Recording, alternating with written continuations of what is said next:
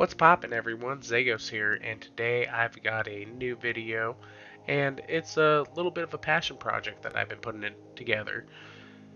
What we've got is about 10 different areas that you can explore out of bounds in the World of Warcraft. Alright, starting off, we have the Dead Mines dungeon, and what seems to be some unused Outland assets.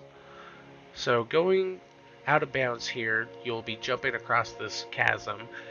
You'll see this vast expanse of gray, and in the distance there'll be a couple hills and what seems to be like these floating islands. If you keep going towards it, you'll see these purple barriers pop up. Looking back, they are completely translucent.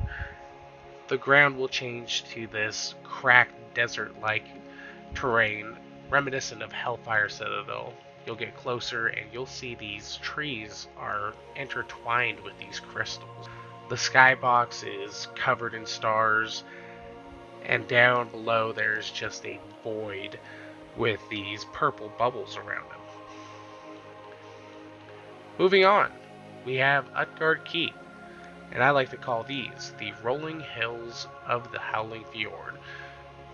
Going beyond the barriers, you will find a 100% instance version of Howling Fjord outside of this dungeon.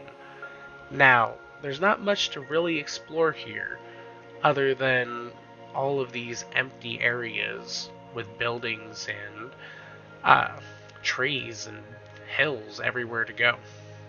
Moving on, we have Strathhome, which seems to be an unused raid. We all know that Strathhome became a two-part dungeon, but when you venture in here, you'll see assets that can make you believe otherwise.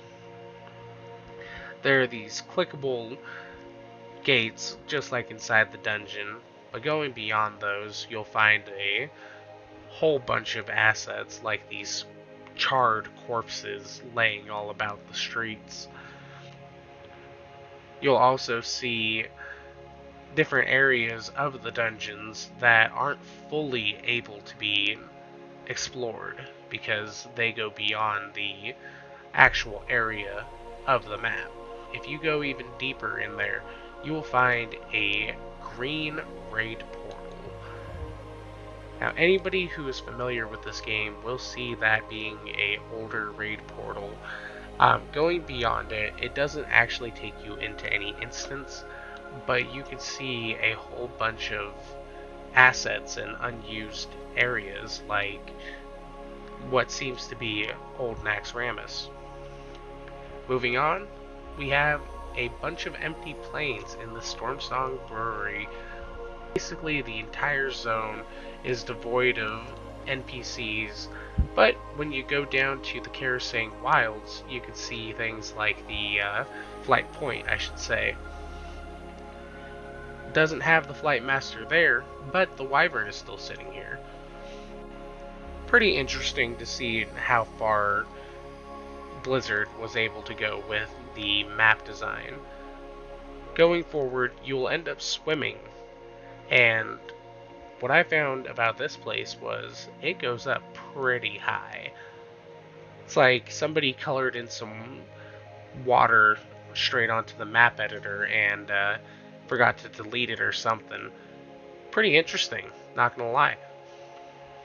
Go straight to the border of the map.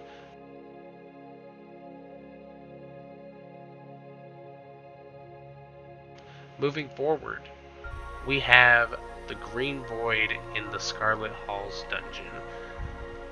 This one was pretty interesting to find, something that I could only find a way to get across with a Warlock gateway. Hopping over, you'll see nothing but vast expanse of green grass and floating trees. There's a void underneath it, very thin. You can phase straight through into the Hall of Champions. You can also phase through the ground in a different part of the dungeon near the Footman's Armory. Underneath the shrine in the Shrine of the Seven Stars. Now, this one isn't an instance, it's actually in the live world and something that I've done ever since Mists of Pandaria. Zone, it's pretty nifty to look at, but the best part is when you hop on a flying mount is being able to go underneath the actual statue though. Back in the day, people would freak out because they would see people behind the invisible wall. I would use this personally just for fun with the friends. But yeah, this is pretty much all this is good for. And back when this was current content, it was pretty interesting to get people's reactions seeing you back behind it. Moving on, we have Classic Zones Escape from Durhold. Now, this dungeon was released in the Burning Crusade. Going on, you can see how Alterac used to look, even though this is clearly retail. There's a couple other zones that you can explore outside of Alterac. We can see other classic areas, even the Eastern Plaguelands. Not really much of it, only about a small little corner of it, but going over here you can still see Uther's tomb, and it has a holy light and a holy sound when you go by it. Pretty interesting stuff. We have the Worgen starting area.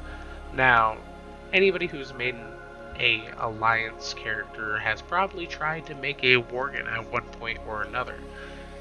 That being said, you should know that it is instanced, or at least used to be before Exiled Reach, it was an instance zone in Gilneas where you couldn't queue up with anybody, you couldn't do anything like dungeon finder wise, but only Worgens are supposed to be here from the very starting levels.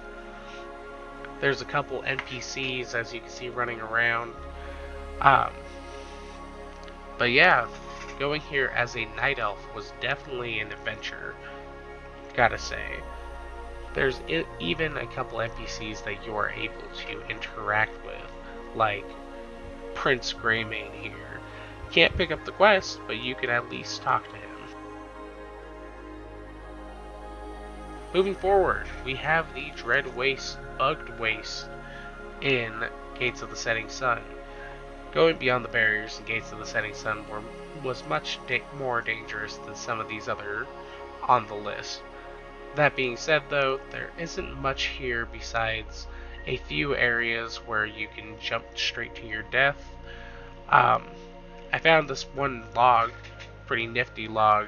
It hangs off the side of the map, so yeah, that's something pretty interesting out of it. But other than that, there are a couple instant death areas, and doing so, you may end up actually dying and starting over. Elwin Forest inside the Everbloom. Now, this dungeon, at the very end, you have to fight the last boss at Stormwind. And if you can get over the instant death barrier beyond the walls, you can actually get to an instance version of Stormwind City, where trade chat works, general chat works. It's all pretty interesting. Getting too far into the city though, there is a instant death zone that will kill you if you walk up to it. But yeah, those were all the areas that I've gotten to explore out of bounds in the world of Azeroth.